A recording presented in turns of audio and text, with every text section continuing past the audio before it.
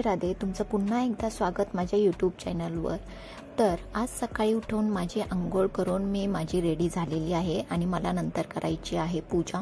मी सकाळी थोडीशी या सगळ्यांपेक्षा लेट उठते म्हणून यांचं लवकर आवरतं. पप्पा करतायत नाश्ता आणि आई तिचा स्वयंपाक बनवत आहे. नंतर चहा घेऊन मी केलेली आहे पूजा आणि पूजा झाल्यानंतर आज मी आईला थोडीशी स्वयंपाकामध्ये मदत करत आहे, कारण आज आहे फादर्स डे आणि फादर्स डेसाठी मी हा मागवलेला आहे केक.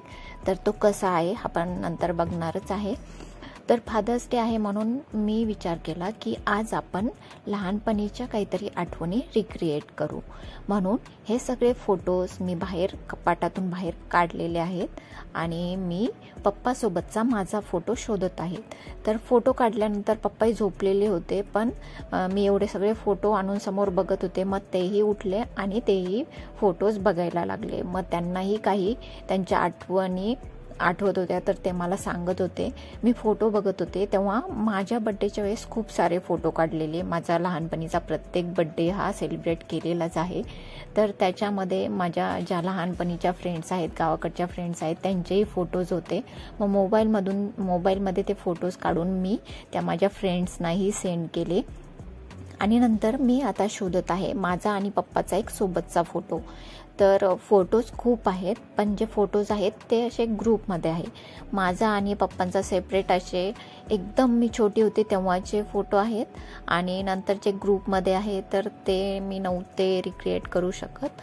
मग 2-3च फोटो माझे आणि पप्पाचे जे मला पाहिजे होते, जसे पाहिजे होते ते सापडलेले आहेत.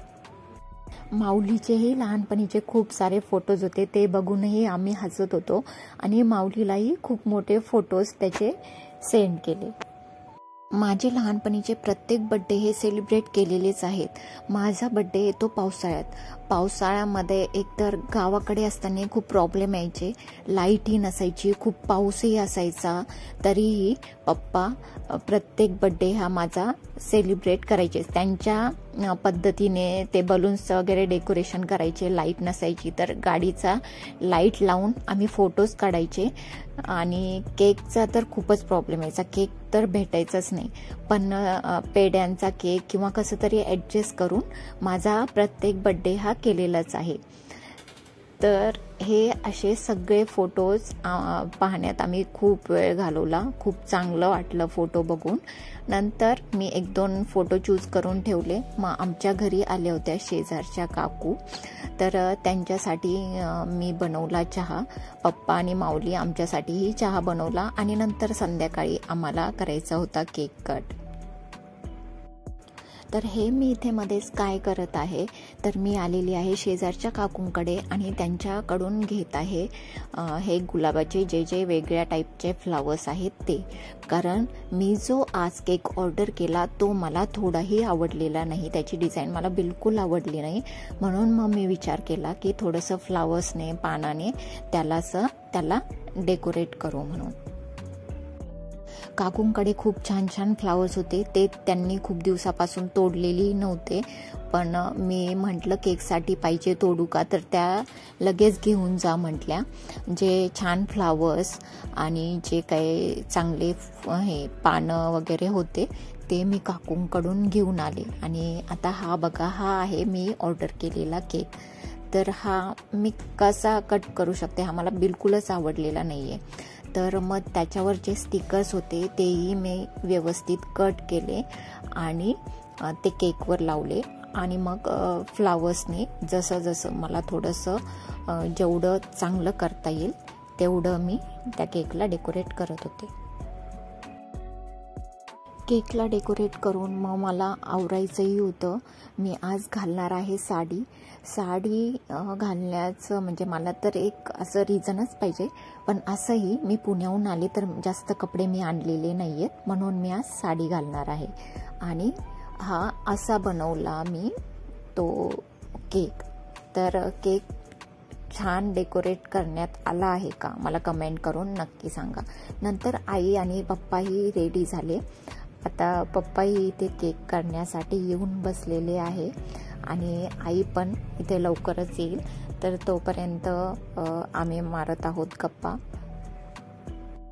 आता आईही तिचावरून आलेली आहे आणि माझंही आवरलेलं आहे.